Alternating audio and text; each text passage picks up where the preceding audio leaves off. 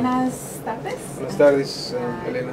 Gracias, Ignacio, por permitirnos hablar contigo acerca de tu experiencia aquí en Ohio. Primeramente, ¿tu nombre completo, por favor? Ignacio Corona.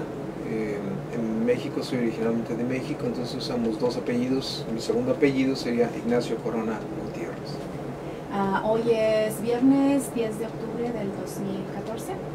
Y entonces mencionas que eres de México. ¿Puedes decirme en qué área de México naciste y creciste? Bueno, nací en la ciudad de Guadalajara, hice todos mis estudios ahí en la ciudad de Guadalajara. No fue sino hasta que decidí estudiar la maestría en que salí de México y vine a Estados Unidos. Nuevo México fue en donde hice mis estudios, pero originalmente soy de Guadalajara. Toda mi familia está en Guadalajara. ¿Cómo fue tu niñez? Mi niñez, ¿cómo fue mi niñez? Bueno, yo pienso que fue una niñez muy agradable, rodeado de mucha familia. Yo tengo 7 hermanos, es decir, somos 8. Vivíamos en una casa muy grande que mi padre construyó porque el negocio de él era la farmacia. En realidad casi toda la familia relacionada con mi padre, mis tíos y demás, todos ellos estaban en el negocio de la industria farmacéutica.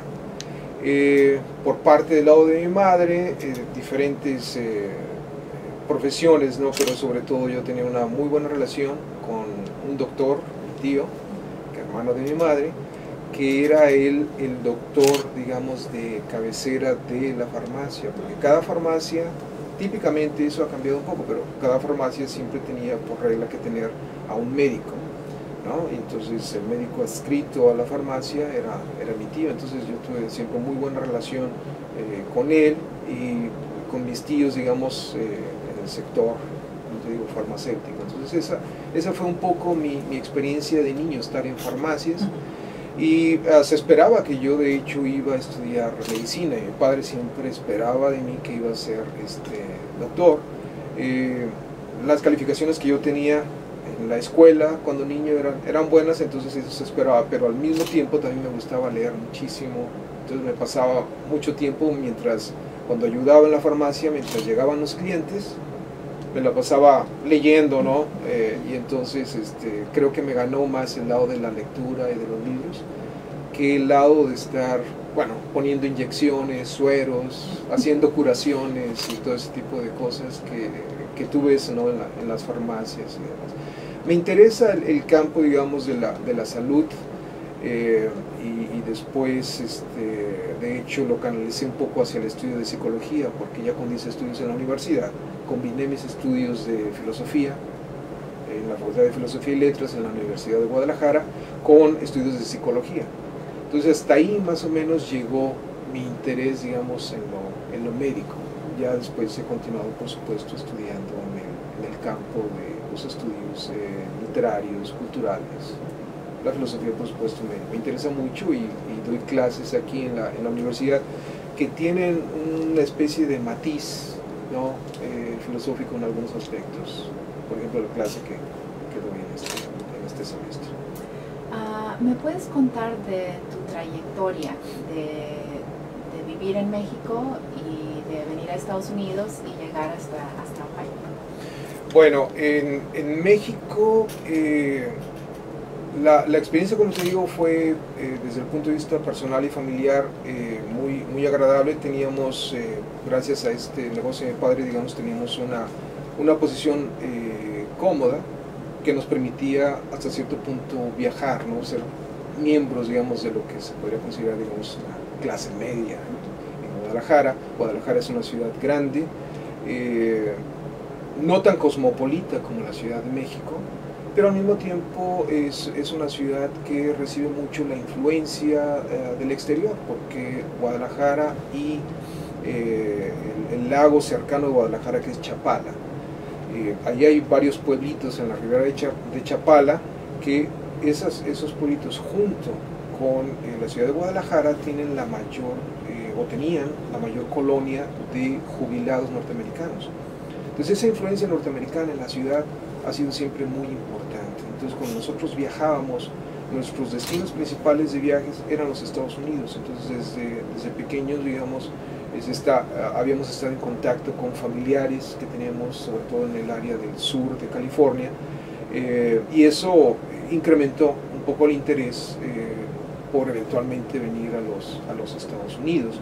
Entonces para mí realmente no fue tanto un choque cultural muy fuerte, porque como te digo, en parte esos viajes, ese contacto con la sociedad y la cultura norteamericana se había iniciado desde mucho antes.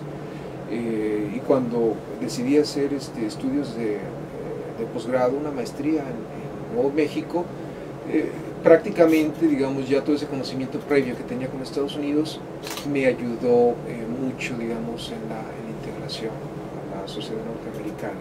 No hubo, desde ese punto de vista, no hubo cambios muy fuertes en el estilo de vida que tenía, porque en Guadalajara, digamos, ya en esos años, pues estaba yo dedicado a dar clases en la universidad, y la universidad se constituía como mi principal, digamos, centro de operaciones, en donde establecía yo mis contactos sociales, etcétera, ¿no? Entonces, cuando vine a estudiar la maestría, pues simplemente sustituía una universidad por la otra, la Universidad de Guadalajara, una universidad bastante grande, o la Universidad Estatal de Nuevo México, que está en Las Cruces, que claro, en comparación, es una universidad mucho más pequeña, por supuesto, que la Universidad de Guadalajara, pero de nuevo mi vida giraba en el campus de la universidad, y mis relaciones primarias principalmente ocurrían también en el contexto universitario.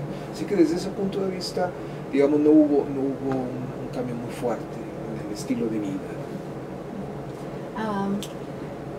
¿En qué año llegaste a Ohio? A Ohio. Eso fue en el otoño de 1996. ¿Y cuál fue tu primera impresión de Ohio? Yo vine primero como a la mayoría de los candidatos cuando solicitamos empleo en una universidad. Somos entrevistados. Muchas veces somos entrevistados en el contexto de una conferencia muy grande en nuestro campo, que es la de la Modern Language Association. Entonces, la entrevista que yo tuve allí fue exitosa, digamos, porque después me hicieron la invitación para visitar el campus. Entonces, esa fue mi primera experiencia con Ohio. No había estado yo en el medio oeste norteamericano, de hecho. Las visitas que yo siempre hice cuando niño a Estados Unidos siempre eran sobre todo hacia el lado de California, con la excepción de una vez que fuimos a visitar a una tía, hermana de mi padre, que vivía en Miami. Entonces esa fue otra ruta y otra experiencia muy interesante con Estados Unidos. Pero Ohio me resultaba, yo vine en el invierno, me resultaba muy diferente a todo lo que yo había conocido en el suroeste. En términos, digamos, de las comunidades que tú encuentras aquí en Ohio con respecto a las comunidades en el sur de California, o inclusive en Nuevo México.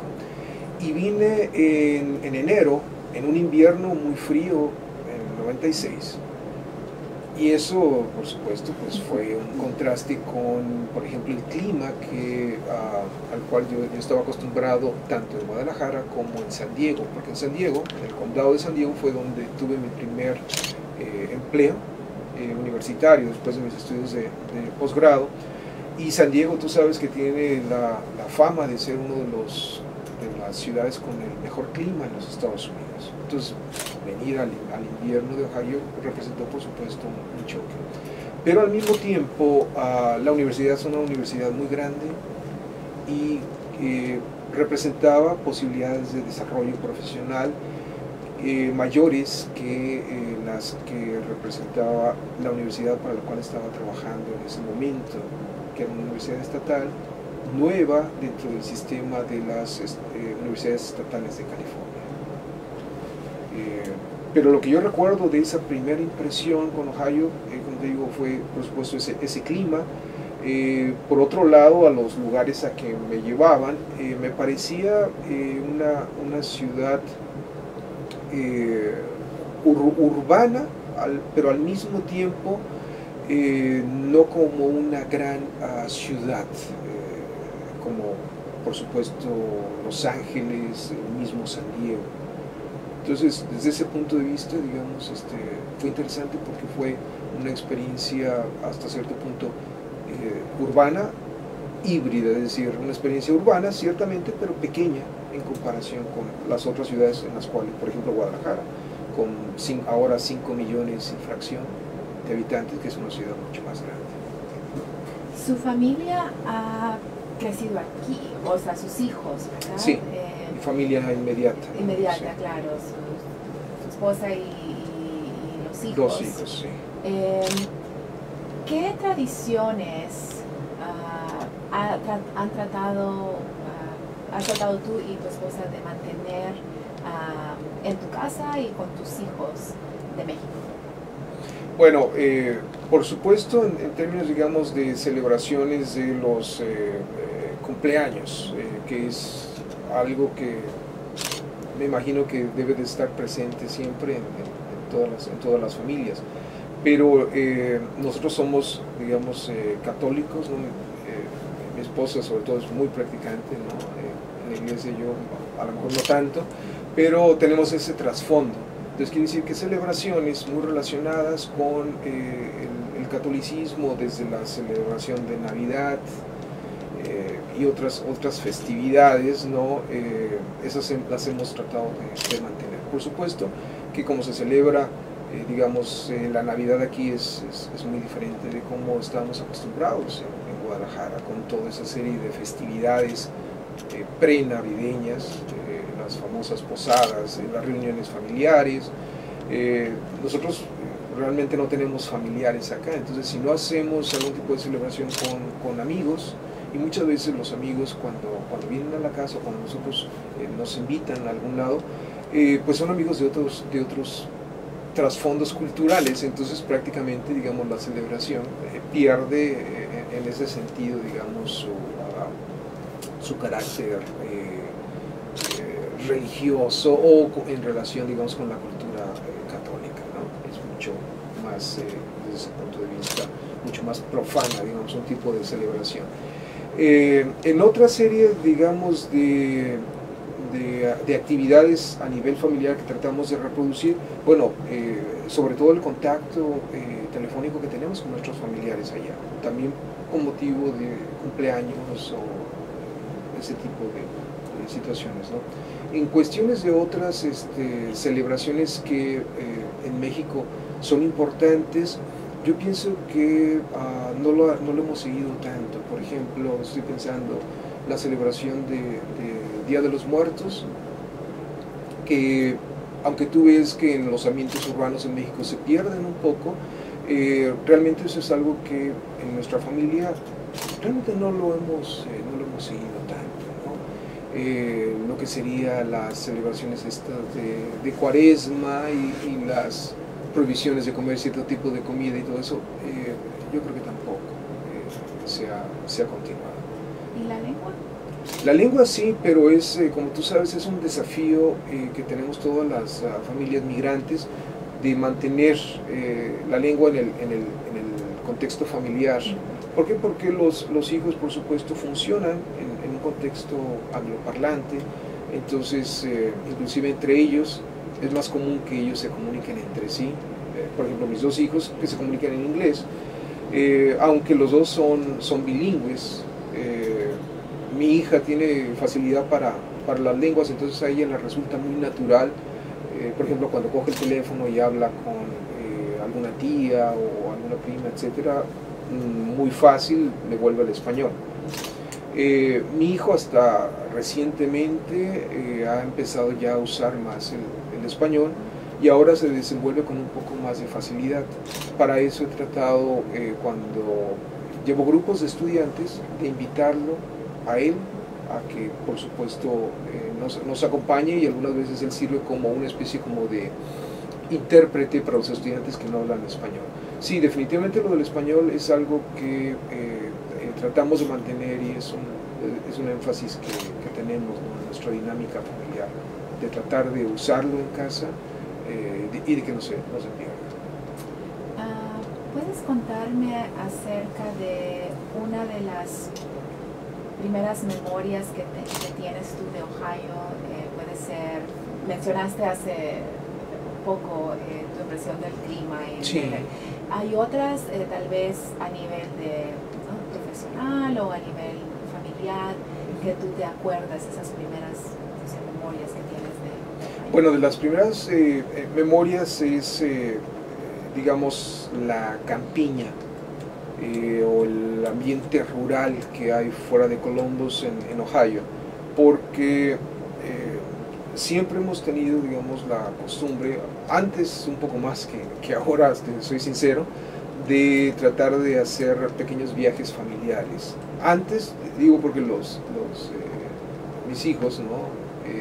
Era más fácil, por supuesto, subirlos al auto y cada fin de semana ir a un lado o ir al otro. Hoy día, claro, ellos tienen su propia agenda y demás, pero a veces el trabajo no te permite hacerlo con la frecuencia que antes, con que antes lo hacíamos. Pero los primeros años que estuvimos aquí en Ohio fue de exploración del lugar, de exploración de las ciudades en Ohio, de exploración de los pueblitos, porque eso es algo que nos gusta mucho. De hecho, esto es algo que tanto a mi esposa como a mí nos encanta. Usamos el término que se usa, por ejemplo, en Jalisco, el término de pueblear. Que pueblear en el contexto de México o de Jalisco es ir visitando pueblitos que escasamente aparecen en los mapas, pero que te enriquecen mucho en términos de tu experiencia cultural, y de ir encontrando y haciendo pequeños descubrimientos del lugar, ¿no?, del estado, etc. Y eso por supuesto, tratamos de hacer también aquí en Ohio, ir descubriendo lugares y demás. Entonces mis primeros recuerdos tienen que ver, por ejemplo, con esas visitas a lo que es el área Amish de Ohio, los huertos que hay aquí, los sembradíos, la agricultura que es tan notable en Ohio y que está, por supuesto, tan desarrollada. Ir conociendo, digamos, los diferentes pueblitos en Ohio, que, para serte franco, si los comparo en términos de lo que sería, digamos, la personalidad cultural de los pequeños pueblitos en el contexto mexicano, acá a veces los pueblitos son indistinguibles entre sí. Digamos, la vida que se da en los pueblitos en México es otra, y es mucho más, desde ese punto de vista, como mucho más diversa quizás, pero es algo de todas maneras que nos gusta hacer en Ohio, y fuera de Ohio también, viajar en toda la región del Medio Oeste. Así que, bueno, sí, estas primeras experiencias tienen que ver con la campiña de Ohio, la falta de montañas, ¿no?, los campos verdes. Esto es algo que se queda grabado, así como mi primer encuentro con Nuevo México fue el encuentro con la luz del desierto, que es una luz muy particular, muy especial. Mi encuentro con Ohio fue el verde, las planicies de Ohio. Pues has estado aquí casi 20 años, ¿no? Casi ya. Sí. Sí, en año y medio, casi 2 años, sí, vamos a cumplir ya. Y yo sé que tú de una forma u otra, has estado involucrado en la comunidad latina, has aprendido de eso. ¿Nos puedes dar tu experiencia o tu punto de vista acerca de este cambio del que has sido testigo, ¿no?, desde el 96 hasta ahora, y en las cosas directamente con la comunidad latina en la que tú estás involucrado? No, ha sido un cambio impresionante, impresionante. De hecho, eso es algo que siempre comentamos con amigos, el hecho de que cuando llegamos aquí para, digamos, simplemente comprar productos de Latinoamérica o de México en particular, para bueno, hace rato hablábamos de qué reproducíamos. Bueno, una de las cosas que reproducimos también, se me olvidó mencionarlo, es el gusto por la comida mexicana y por la cocina, por la comida hecha en casa, ¿no? Que eso es algo que continuamos haciendo bastante. Pues en aras de conseguir esos ingredientes, buscábamos, ¿no?, en dónde conseguir. Y yo recuerdo que el primer año que estuvimos aquí fue precisamente de esa búsqueda de lugares en donde conseguir los ingredientes, ¿no? Entonces fue a través de una señora dominicana, por cierto, que conocimos en los apartamentos en donde primero vivimos cuando llegamos aquí a Columbus, que nos señaló que hacia el este de Columbus había un lugar que en ese momento creo que se llamaba la Nueva Frontera, en donde, para nuestra sorpresa, ya dado que encontramos el lugar, estaba administrado por dominicanos, pero los dominicanos le vendían, la clientela de los dominicanos, de los propietarios, era mexicana. Entonces la señora dominicana que nos recomendó el lugar también nos aclaró que ella se quejaba un poco con los propietarios al decirles de que casi no había muchos productos caribeños, que encontraba más productos mexicanos. Pero en ese momento, te digo, finales de 1996, había 1, 2 tiendas y demás. Hoy día es impresionante la cantidad de tiendas, la cantidad de restaurantes, el número de personas de origen mexicano y de otros orígenes latinoamericanos, que algunos de ellos han venido de otras partes de Estados Unidos, algunos de ellos también han venido directamente de Latinoamérica, con conexiones que sus amigos o familiares han establecido previamente aquí. Pero en parte ese cambio tú lo ves en otros ámbitos también de la vida, por ejemplo, social y cultural, política en Columbus. El hecho de que veas periódicos, el hecho de que veas cámaras a nivel estatal o con grupos que representan los intereses de la comunidad latina e hispana, el hecho de que haya estaciones de radio, el hecho de que haya ya un canal de televisión hispano, el hecho mismo de que, por ejemplo, aquí en la universidad, en donde era muy raro encontrar personas de origen latino entre el profesorado, hoy día vemos que empieza ya a crecer ese número.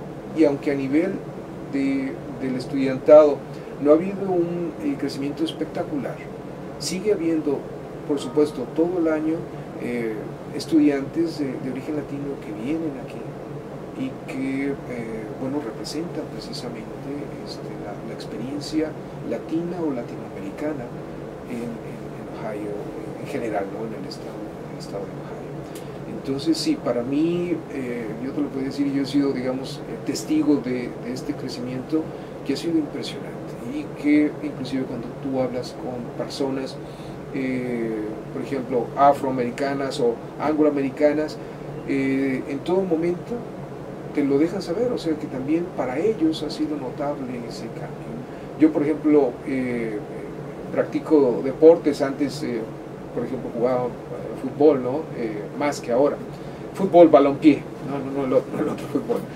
Y ahí es en donde encuentras, digamos, esa conjunción de diferentes nacionalidades, de diferentes grupos étnicos, ¿no? En donde, bueno, están el típico deportista angloamericano que convive y que escucha otras lenguas en el contexto de la práctica de los deportes. Yo pienso que eso es bastante saludable en términos sociales, esa experiencia de otros grupos que haya en Ohio. Y yo pienso que entre más migrantes se vayan incorporando a la vida productiva en Ohio, va a ser mucho más benéfico para todos, tanto para la economía de Ohio como para la sociedad de Ohio.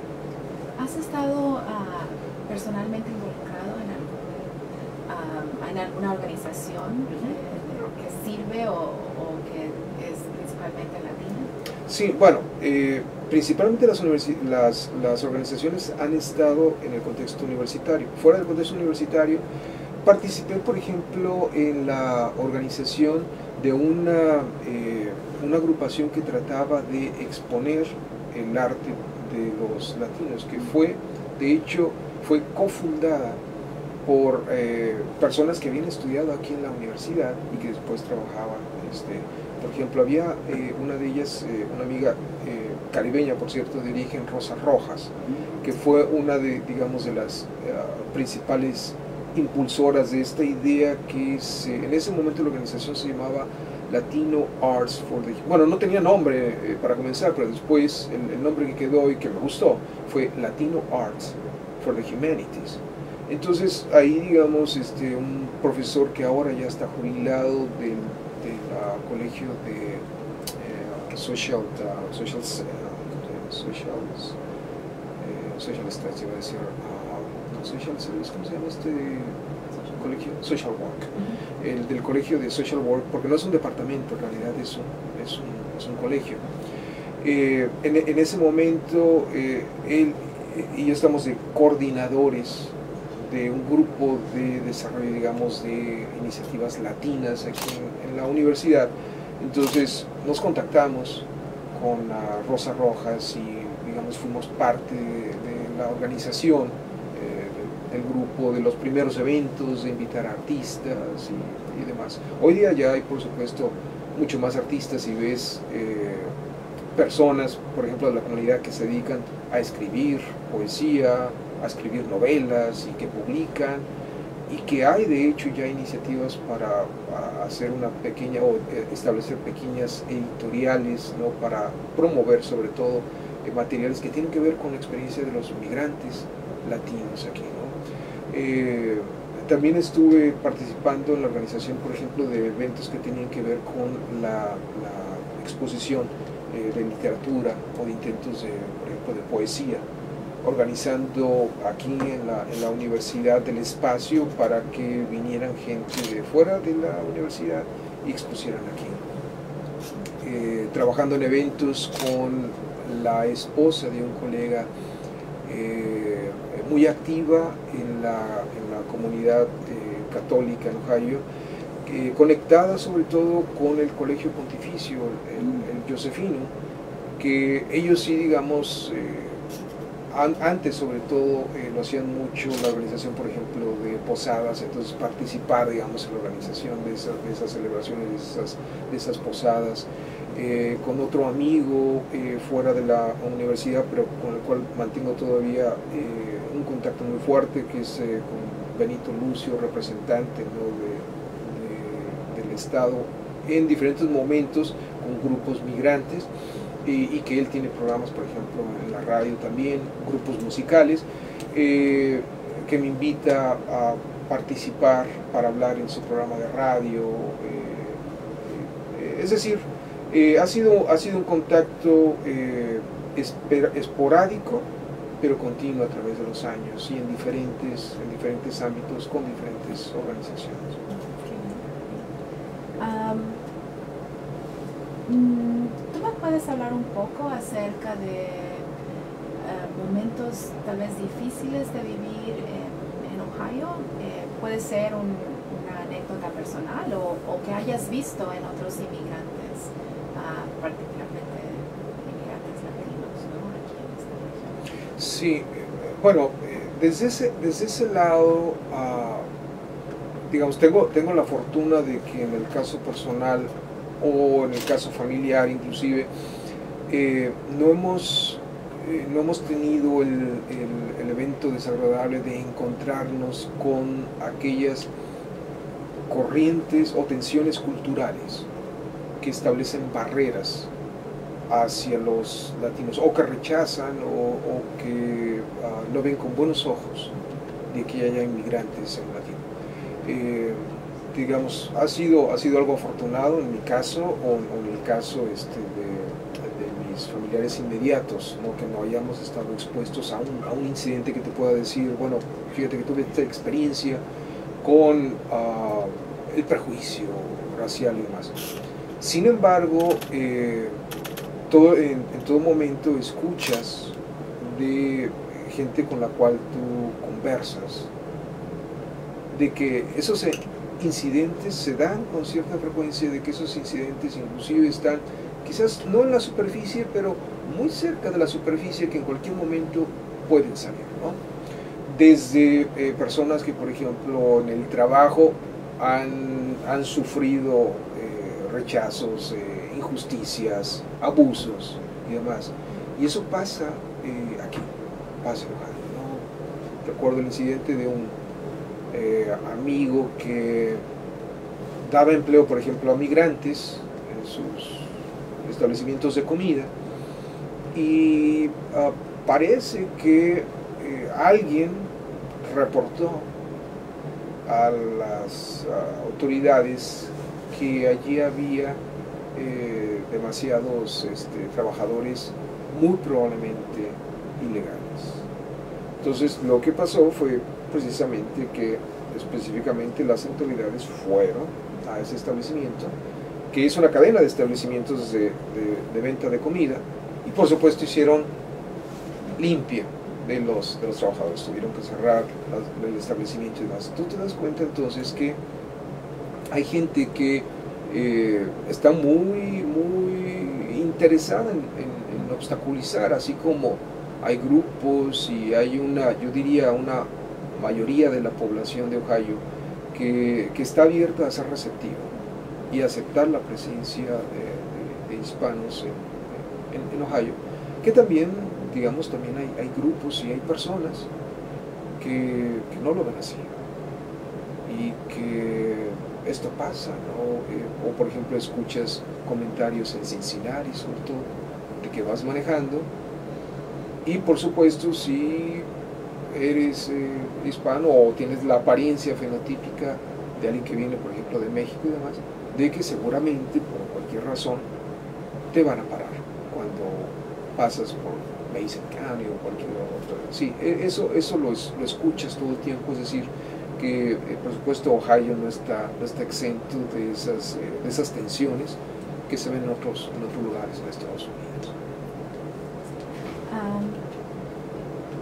Con este trabajo que usted hace ahora aquí en la universidad y que estás involucrado o has estado involucrado en la comunidad, si tú tuvieras que darle consejos a inmigrantes, ¿no? Recién llegados o inmigrantes incluso de otros estados, como lo has visto, ¿no? El fenómeno de que vienen otros latinos, no necesariamente directamente de sus países, pero de otros estados. ¿Qué consejos les darías para, no sé, adaptarse, para integrarse a la comunidad de Ohio? Sí, a la comunidad de Ohio en general, participar, por supuesto, en ese contexto, en actividades en general, más allá del propio grupo latino. Es decir, que no se sientan que tienen que estarse restringiendo a sus nexos inmediatos, sino aprovechar las oportunidades culturales, educativas, sociales que ofrece el propio Estado. Yo pienso que eso es clave. ¿Por qué? Porque eso permite que también otras personas que no están en contacto con diario con los latinos entren en contacto y se conozcan. Muchas veces las resistencias o el rechazo proviene de que prácticamente no conoces a esa persona que percibes como un otro extraño, un otro étnico o lo que sea.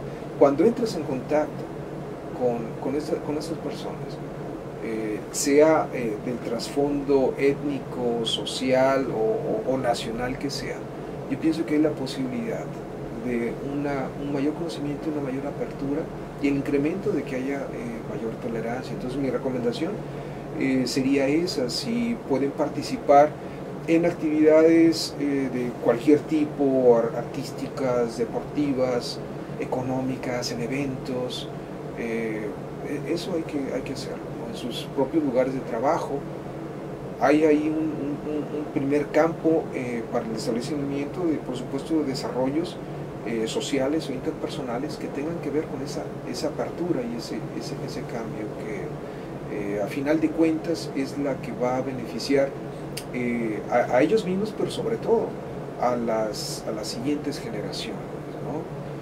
Lo que queremos es, por supuesto, que Ohio sea mucho más diverso, mucho más abierto de lo que es actualmente.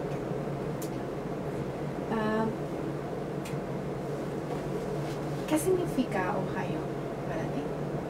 Bueno, Ohio ahora significa mucho, significa prácticamente uno de los capítulos más grandes de mi vida, y mi desarrollo profesional ha estado ligado con Ohio, ¿no? De hecho, han sido dos los estados en Estados Unidos a los cuales yo personalmente les estoy muy agradecido por las oportunidades. Uno de ellos es California y otro de ellos es Ohio.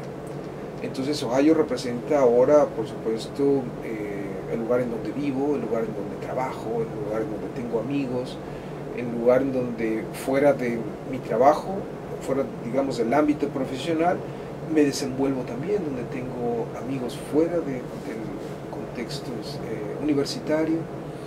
Entonces me siento, desde ese punto de vista, me siento como un ciudadano más del Estado, tanto agradecido como comprometido. Ya en el momento en que políticamente pudimos, por ejemplo, ejercer el voto, por supuesto votamos siempre pensando en el interés de Ohio, ¿no? En que la economía de Ohio esté bien, de que el medio ambiente no se deteriore en Ohio, que es una de las cosas que, por ejemplo, a mí en lo personal me preocupa. Entonces, cuando tengo la oportunidad, digamos, de participar políticamente, simplemente ejerciendo el voto o recibiendo algún mensaje o firmando alguna petición, lo hago siempre pensando en términos, digamos, del Estado. No me siento, por supuesto, después de tantos años de vivir aquí, no me siento como alguien que está de paso o de visita. Y que mi trabajo, de hecho, también sea un trabajo que pueda beneficiar indirectamente al Estado. Como tenemos la fortuna de trabajar con estudiantes. Entonces, siempre que uno tiene la oportunidad de estar con estudiantes, hay que aprovechar esa oportunidad para pensar, sobre todo en el futuro, en el sentido de que el estudiante puede ser muy receptivo, sobre todo en ese momento de su vida, cuando es joven, puede ser muy receptivo a ideas y a opiniones. Entonces, desde ese punto de vista, yo nunca dejo de pensar de que la oportunidad que tengo de hablar con estudiantes, o en clase tocar ciertos temas, o hablar de ciertas cosas, de que algo ahí puede quedar en la mente del estudiante, y que ese estudiante en el futuro puede asimismo también actuar en consecuencia.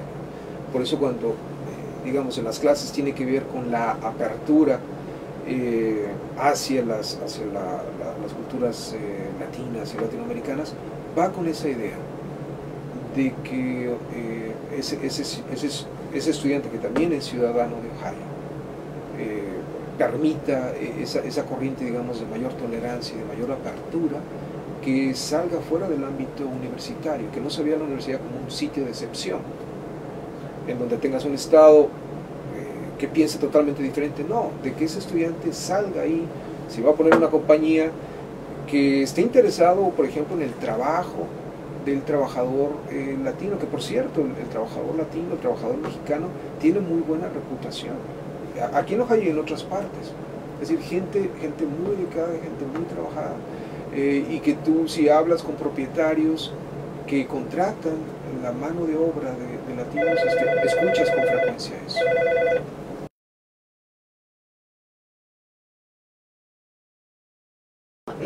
Si reflexionando en tu vida aquí en Ohio, en el contexto universitario, ¿cuál dirías tú, y esto puede ser profesional o familiar, o como tú quieras, cuál ha sido el momento más orgulloso de tu vida aquí?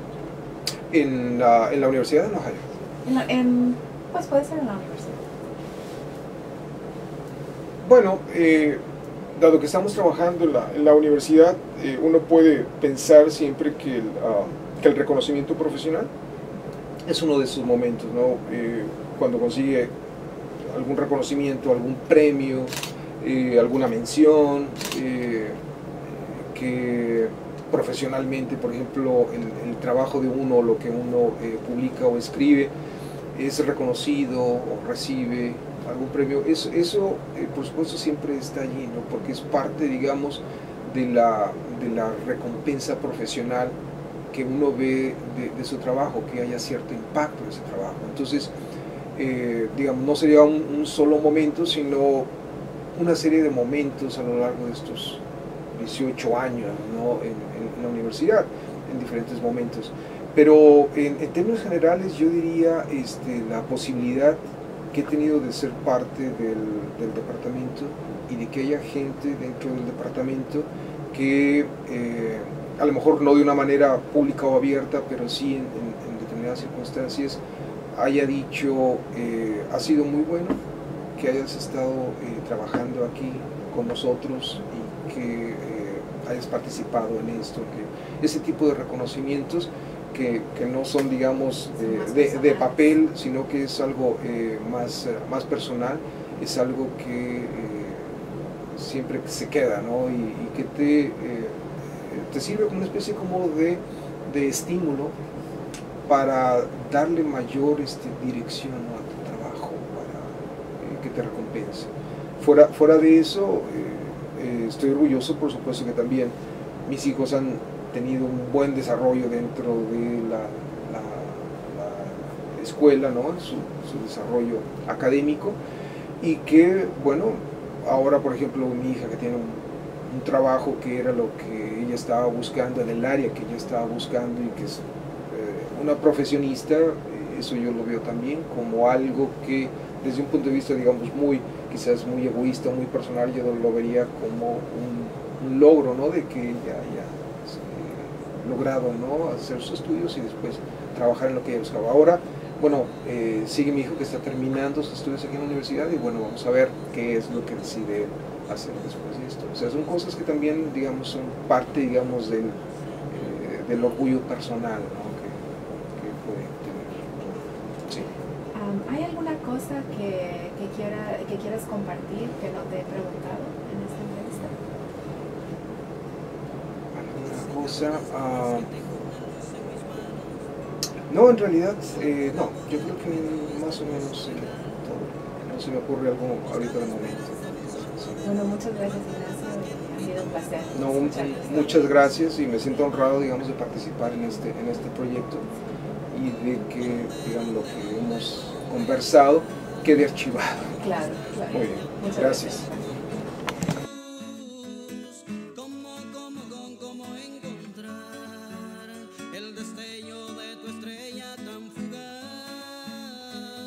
¿Dónde estás? Mándame una señal para irte a buscar. ¿Dónde estás? Con un GPS bonita te voy a encontrar. ¿Dónde estás? Si es preciso fuera de este mundo te voy a buscar. ¿Dónde estás? Viajaré con el viento, guapita, el sol y la mar. ¿Dónde estás? Escúchame, discúlpame, háblame, siénteme, escríbeme, mujer. ¿Dónde estás? ¿Dónde estás brillando ahora con tu luz? ¿Cómo encontrar el destello de tu estrella tan pura?